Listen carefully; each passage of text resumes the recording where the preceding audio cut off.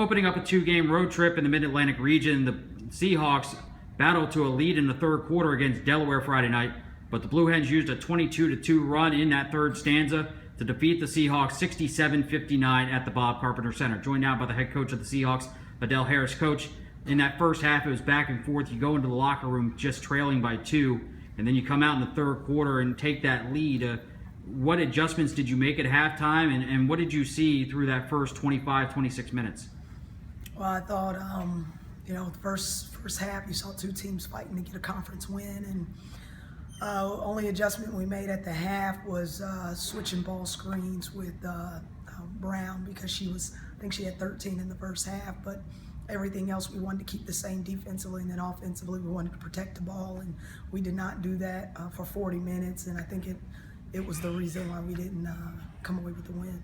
Delaware, which plays tough at home, has consistently for a number of years, gets that 22-2 run and really breaks away in that third quarter and the start of the fourth quarter. What made them so successful during that run and during that second half, for that matter? Our turnovers. We just gave it back to them, and you can't turn it over 20 times on the road, and most of the time you can't do it at home and expect to get a win. So the turnover number had a lot to do with the outcome.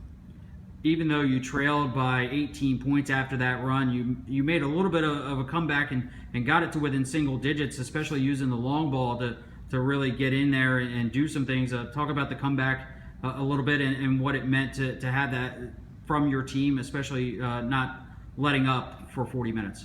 Well, that's the identity we want to have, is that we're going to keep fighting, we're going to keep throwing punches until the final horn sounds, and I was very proud of our kids for doing that.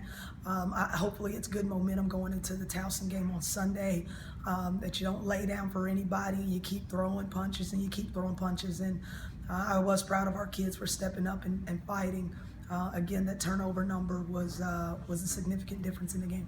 Shatia Cole had her third double-digit scoring performance in the last 4 games. Nakia Teague also chipped in with 16 points. What has made them so successful offensively the last few games, and how do you look to them to spark the offense? I mean, there are 2 most talented playmakers, so we rely on them heavily to score for us. I mean, we need it. We go through droughts where we don't have that, and they got to be the ones to initiate some of that offensive execution for us when plays break down. We need people to step up and be able to make shots. So I'm always proud of Teague for her playmaking ability and trying to be aggressive and put pressure on other teams. And Cole stepping up late. I think most of hers probably came later with her threes. I'm not mistaken, but she was a huge part of that kind of comeback in the fourth quarter to try to get it within a 1-possession game. You put this game in the rearview mirror and you look ahead to a Towson team that you battled very tough and earned a couple of wins last year. Now you're heading back to CQ Arena on Sunday afternoon. What do you expect to see from the Tigers, and how do you look to rebound from a tough performance tonight?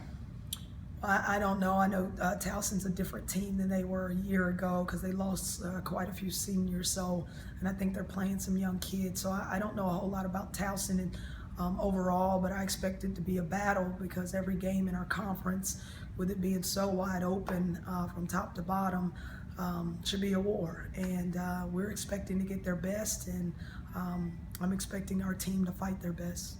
Coach, thanks for the time. We'll chat with you again on Sunday. Thanks, Ru.